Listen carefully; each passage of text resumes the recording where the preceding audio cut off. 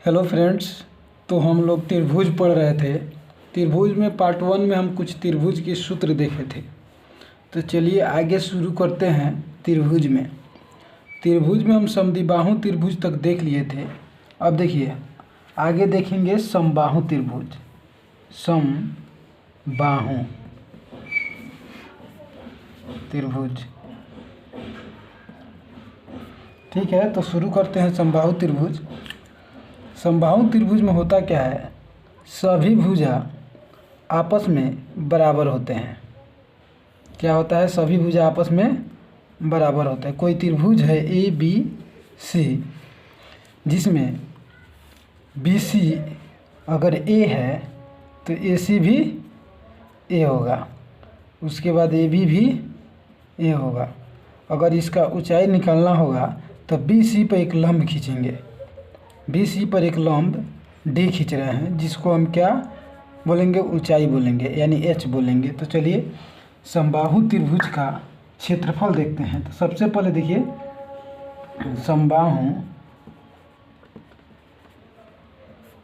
त्रिभुज का क्षेत्रफल। तो इसका क्षेत्रफल हो जाएगा √3/4 गुना भुजा स्क्वायर। देखिए भुजा जहाँ है √3/4, भुजा किसको सूचित करता है, यहाँ ए से सूचित कर रहे हैं भुजा को। तो भुजा क्या है, ए है, तो ये हो जाएगा a²। अगर समबाहु त्रिभुज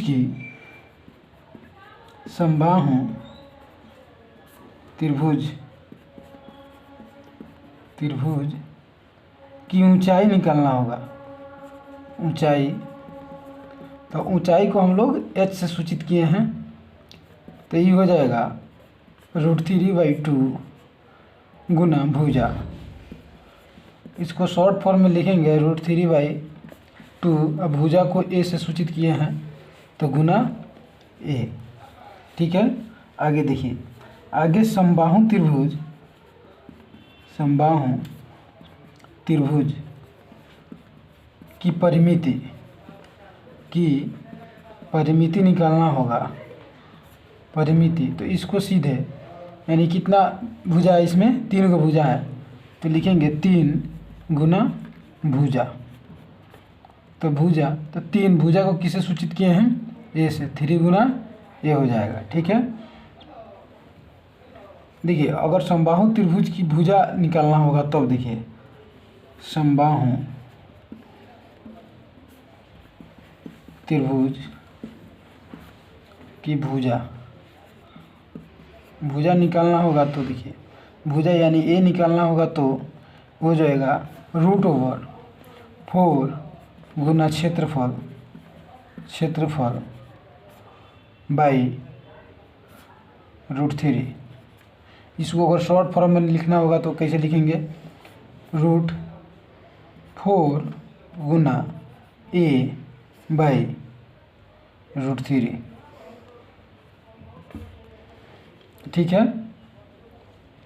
अगर इससे भी शॉर्ट में भुजा निकालना होगा तो हो जाएगा भुजा यानी ए बराबर हो जाएगा 2/√3 इंटू ऊंचाई, ठीक है। देखिए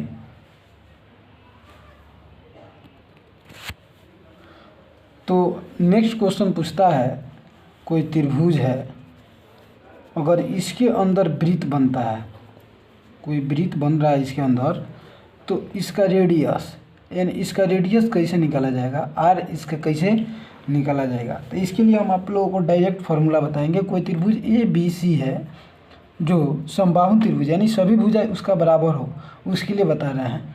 तो यहाँ से यहाँ तक हम क्या माने हैं, ए, और यहाँ से यहाँ तक भी ए, और यहाँ से यहाँ तक भी ए, ठीक है। तो देखिए इसके लिए डायरेक्ट फार्मूला यानी समबाहु त्रिभुज के अंतर्गत जो वृत्त बना है, तो लिखिए समबाहु त्रिभुज के अंतर्गत अंतर्गत वृत्त की त्रिज्या यानी r निकालना है। तो इसके लिए डायरेक्ट फार्मूला हम लिखेंगे a/2 गुना √3। ठीक है, जहाँ देखिए, जहाँ क्या होगा, जहाँ ए क्या है, ए त्रिभुज की भुजा है। क्या है? भुजा है। देखिए क्वेश्चन पूछता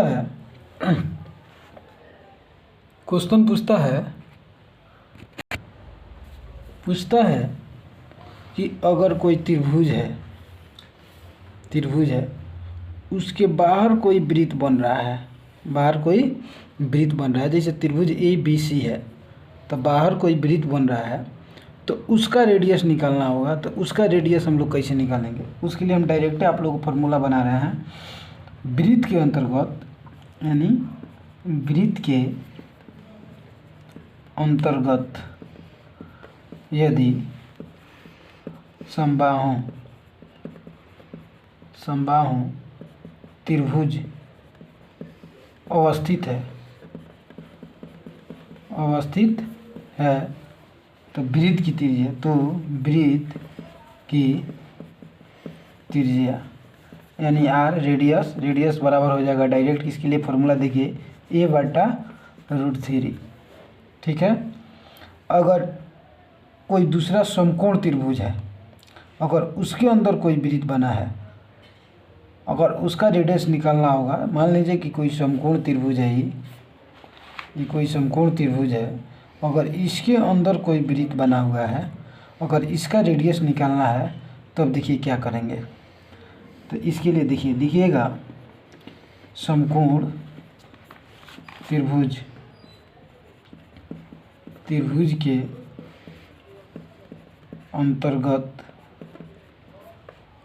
अंतर्गत वृत्त की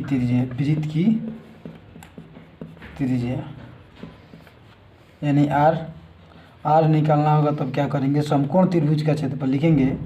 समकोण त्रिभुज का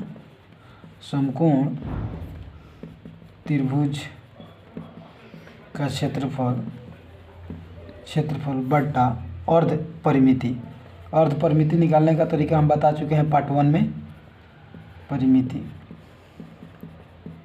और इसको शॉर्ट फॉर्म में लिखना होगा तो समकोण त्रिभुज यानी त्रिभुज का क्षेत्रफल को हम ए से सूचित करते हैं और अर्ध परिमाप को बताए थे एस से सूचित करते हैं।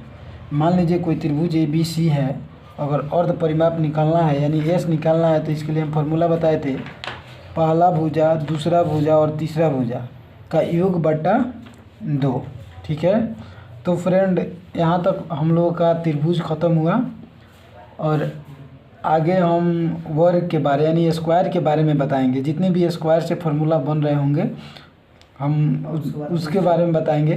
देखिए फ्रेंड, वीडियो हम बना रहे हैं तो आप लोग सपोर्ट कीजिए और चैनल को सब्सक्राइब लाइक तो आप लोग का मतलब कि दायित्व बनता है कि करें और सपोर्ट कीजिएगा। तो ऐसे ही हम वीडियो बनाते रहेंगे और आप लोग का भी प्रैक्टिस होगा और फार्मूला याद होते रहेगा।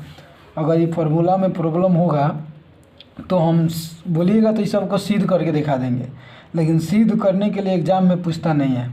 एग्ज़ाम में डायरेक्ट क्वेश्चन कैसे सॉल्व होगा, तो इस पर्पज़ से हम वीडियो बनाए हैं।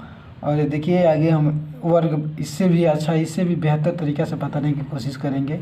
So thank you for watching.